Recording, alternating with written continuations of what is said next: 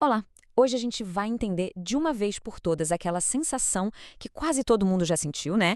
Aquele mal-estar que chega de fininho e consegue transformar uma viagem incrível num pesadelo ou até aquela experiência super moderna de realidade virtual numa baita tontura. Pois é, vamos falar sobre o famoso enjoo de movimento. Sabe como é, né? Começa bem de leve. Um desconforto aqui, um suor frio ali, de repente um bocejo que não para. E aí, do nada, vem aquela onda de náusea que domina tudo. Não importa se a pessoa está lendo no carro, num barco em alto mar ou até explorando o mundo virtual.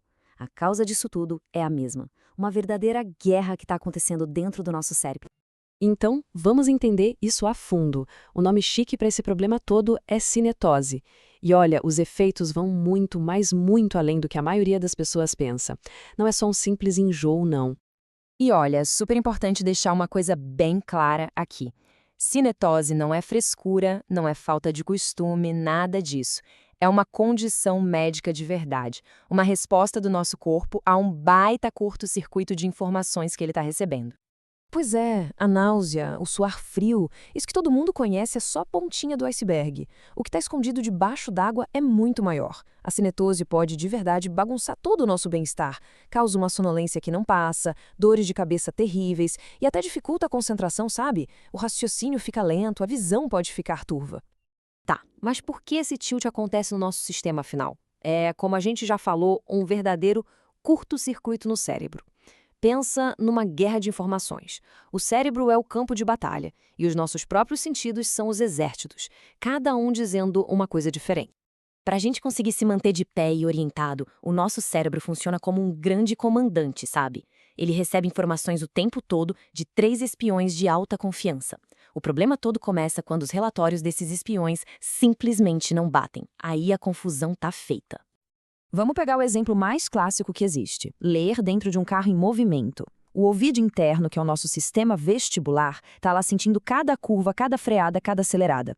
Só que os olhos, que estão fixos ali no livro, mandam outra mensagem para o cérebro: chefe, tá tudo parado por aqui. Esse conflito de informação é uma coisa que o cérebro simplesmente não consegue processar. Agora, vamos para um conflito que está cada vez mais comum hoje em dia.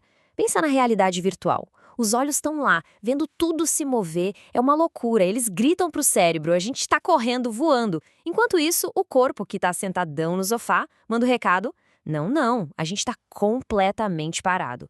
Imagina a confusão na cabeça do cérebro, preso nesse fogo cruzado. E ainda tem um terceiro tipo de confusão. Imagina a pessoa no convés de um barco. O ouvido interno está sentindo aquele balanço lento, sabe, ritmado, do barco subindo e descendo. Ao mesmo tempo, os olhos estão vendo o quê?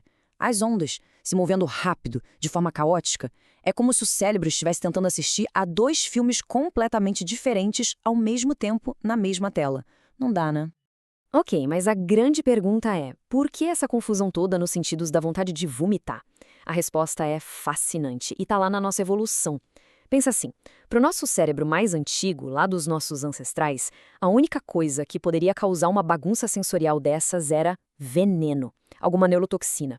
E qual era a reação de emergência? Alerta vermelho, expulsa isso do corpo agora. E aí, ele ativa o centro do vômito. O coitado só não sabe que a ameaça, hoje em dia, é só um livro dentro do carro. Mas aí fica aquela pergunta, né? Por que algumas pessoas sofrem tanto com isso, enquanto outras parecem que nem ligam, não sentem nada? A resposta é bem mais complexa do que um simples "ah, é falta de costume". A verdade é que a resposta pode estar escrita no nosso DNA. Olha que interessante. Um estudo feito com gêmeos mostrou uma coisa incrível. Gêmeos idênticos, que têm o DNA praticamente igual, tiveram reações quase idênticas quando expostos ao movimento. A reação deles era muito mais parecida do que a de gêmeos fraternos. O que isso quer dizer? Que a tendência a ter enjoo não é uma escolha, não é psicológico. É, em grande parte, uma herança genética. E para a gente ter uma ideia do que é cinetose levada ao extremo, basta olhar para quem vive no mar.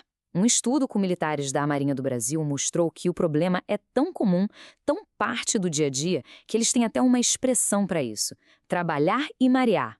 Para eles, não é um problema que acontece de vez em quando, é uma condição crônica, que faz parte do trabalho. E o mais impressionante é que o nosso cérebro é uma máquina de se adaptar, né? Depois de semanas no mar, aquele balanço todo vira um novo normal para ele. E aí acontece um fenômeno muito curioso, o chamado mal do desembarque. A pessoa volta para a terra firme, mas continua sentindo o balanço do navio, como se ainda estivesse no mar. É o cérebro lutando para se acostumar de novo com o chão parado. Mas, no meio dessa confusão toda, tem uma ótima notícia.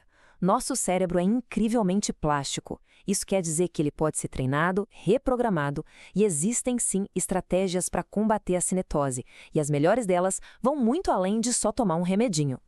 Existem aquelas táticas imediatas, né? Os quebra-galhos para aliviar na hora.